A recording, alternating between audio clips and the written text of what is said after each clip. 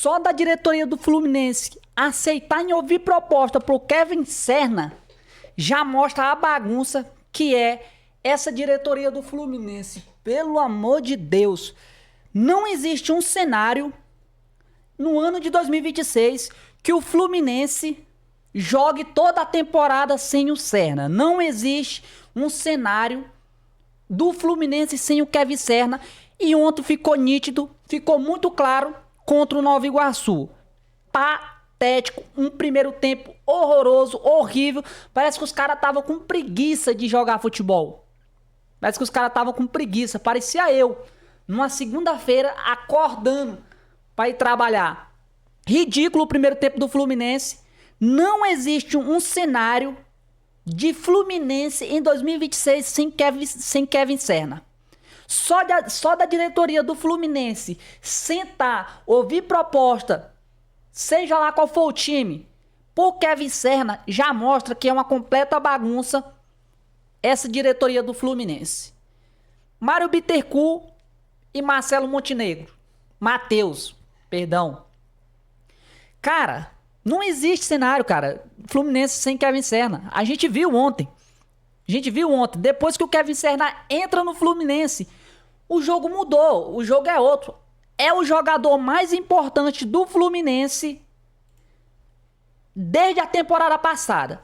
Desde a temporada passada, quando o John Arias é vendido pro Wolverhampton, o Kevin Serna não era titular do Fluminense 100%, ele ficava revezando entre o Canóbio, o titular absoluto, o dono do time era o John Arias, mas com a saída do John Arias, o Kevin Serna se tornou protagonista do Fluminense.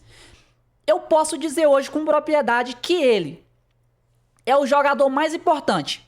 É a diferença técnica do Fluminense lá no ataque, cara. Não tem como imaginar o Fluminense hoje sem o Kevin Serna. A gente viu contra o Nova Iguaçu ontem o quanto que esse cara é desequilibrante, o quão ele pode melhorar um time. Então, cara, não existe cenário, mais uma vez, não existe cenário do Fluminense sem Kevin Serna. É muito louco isso, cara, porque ele começou o ano entre altos e baixos, se lesionou, se machucou, demorou um pouco para engrenar, mas quando engrenou, é outra coisa, cara, é outra coisa. Ele foi o destaque do Fluminense na temporada de 2025, foi o líder em gols, foi o líder em assistência. Depois que o John Arias saiu, ele assumiu o protagonismo do Fluminense. Então, um recadinho para esses dois aqui, ó. A gente precisa contratar mais um zagueiro. Para quem diz que o Fluminense não precisa de zagueiro, será que não? Quem assistiu o jogo ontem? Quem viu aquela falha bizarra do Freitas? Quem viu? A galera tá revoltada com o Freitas, cara. Tá revoltado porque no início do ano o Freitas teve uma proposta do Bolonha de 5 milhões de euros e o Fluminense recusou. E o Freitas já começou no comecinho do jogo fazendo cagada contra o Nova Iguaçu. Vamos chegar lá. Um momento agora é de dar um recado para essa diretoria que precisa contratar atacante e zagueiro. A resposta que a gente precisava foi ontem contra o Nova Iguaçu. Mostra pra gente que o Everaldo só dá 100% de certeza que Everaldo não dá e que a gente precisa de mais um zagueiro se a gente não quiser passar vergonha na temporada. A gente tem muitas competições esse ano. O Fluminense tem Libertadores, Copa do Brasil, Brasileirão. São competições que precisa de um elenco recheado, ter opções no banco. E o Fluminense tem muito pouco, cara. Tem mais jogador saindo do que entrando. O Felipe Melo já confirmou que o que o Keno vai por Curitiba. O Keno não é mais aquele jogador importante pro Fluminense como ele já foi, assim que ele chegou no clube, mas para compor o elenco, o Keno é importante. Para vir pro segundo tempo, o time cansado, o Keno é importante. E eu tô vendo só tá saindo e não tá entrando nada. Essa diretoria aqui, ó, tá devendo. Falando agora do jogo, de escalação, veio com um time mais titular do que misto, do que reserva. A gente veio com o Freitas, que eu não sei se vai ser titular. Muito provavelmente eu espero que o James faça a dupla com o Ignacio.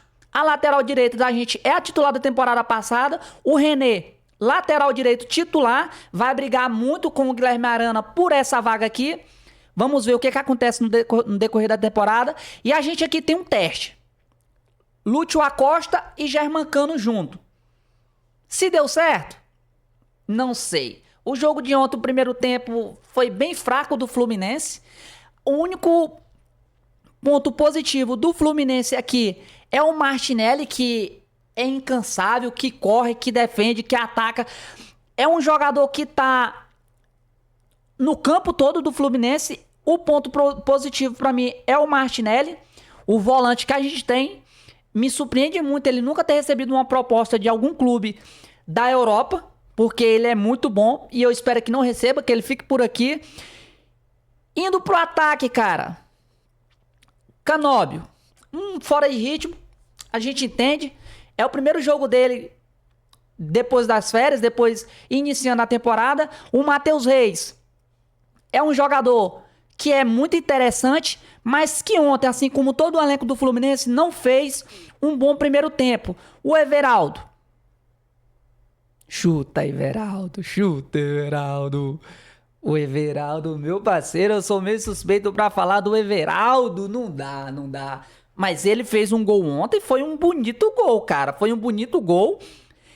Não apaga que ele é muito ruim, que ele perde muito gol. Que no primeiro tempo ele teve duas oportunidades de fazer o golzinho dele.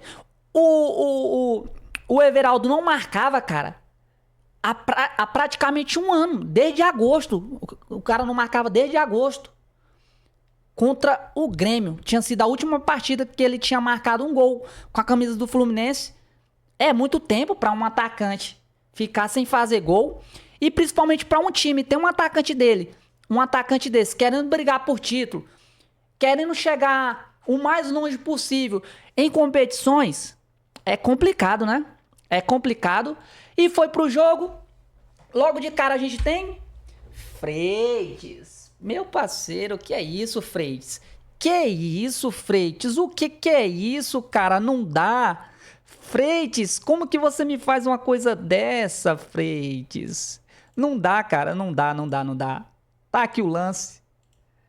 Lance pra vocês. Tô caçando, galera. Calma. Olha ele aqui.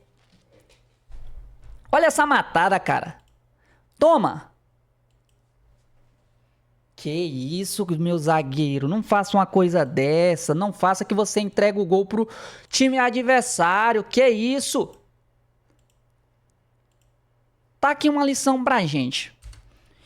Independente de qual time, do qual tamanho ele é, de qual grandeza ele tem no futebol, é importante ter um atacante matador. O jogo tava muito ruim, cara, de se assistir. O Fluminense só tinha posse de bola, parece que não tava querendo buscar o gol. Tava deixando o jogo rolar, parece que os caras estavam com preguiça de correr, essa é a verdade. E a primeira oportunidade que o Nova Iguaçu teve, eles fizeram um gol. Na primeira que o centroavante teve, eles fizeram um gol. É disso que a gente precisa, de um centroavante que nas poucas oportunidades que ele tiver, que ele mate o jogo, que ele coloque a bola pra dentro. Aqui, a primeira que o cara teve, ele fez. O Everaldo no primeiro tempo teve duas chances pra poder fazer o gol e não conseguiu. Aí a gente foi pro primeiro tempo. A gente finalizou o primeiro tempo perdendo. No segundo tempo, o auxiliar técnico do nosso técnico, que eu esqueci o nome aqui, ele tira o Matheus Reis, que não é culpa dele, cara. O Fluminense não jogou bem o primeiro tempo todinho. Todo o time do Fluminense não jogou bem. Mas ele tira o Matheus Reis, coloca o Serna, o jogo muda, é outra coisa. O Serna entrega muito, cara, entrega muito. Ele entra, toda vez que esse cara joga, ele entrega à vontade. E O empate do Fluminense foi com o Kevin Serna, lance de escanteio na área, a bola vai saindo pra fora, o Kevin Serna chega, gol. A gente empata, tá jogando melhor, um segundo tempo bem melhor do que o primeiro. Voltamos com o Xavier, que dá esse passe pro Everaldo, que já domina. Fala dele agora. Foi um bonito gol. Não apaga que ele é ruim, mas foi um bonito gol. E pra mim, um dos lances mais bizarros é isso aqui. Canóbio. O Canóbio perdeu o pênalti contra o Vasco na semifinal da Copa do Brasil. O Canóbio hoje tem a cobrança para ampliar o placar e deixar o Fluminense mais tranquilo no jogo. E ele perde o gol. Eu não sei qual que é o critério, qual que é a hierarquia, como que funciona, quem vai ser o cobrador oficial do Fluminense, mas eu acho que já tá começando, eu acho que já tem que ter uma discussãozinha aí para ver quem que vai ser o batedor oficial do Fluminense. A gente tinha um Ganso na partida, tinha o Serna, que tá jogando bem, que é o cara do time. Tinha o Lúcio Acosta, mas quem pegou a bola para bater o pênalti foi o Canóbio e desperdiçou mais uma cobrança. Mais uma na conta do Canóbio. Canóbio partiu, bateu. Errou. E o que é mais impressionante é que o goleiro deu rebote. O Everaldo tem a chance. Que isso, cara? Que isso? Como que pode o Everaldo ser titular do Fluminense? É a decadência do ataque do time.